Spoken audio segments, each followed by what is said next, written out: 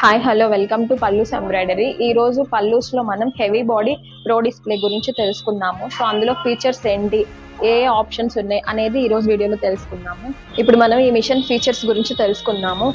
ఈ మిషన్ వచ్చేసి 12 needles machine అన్నమాట.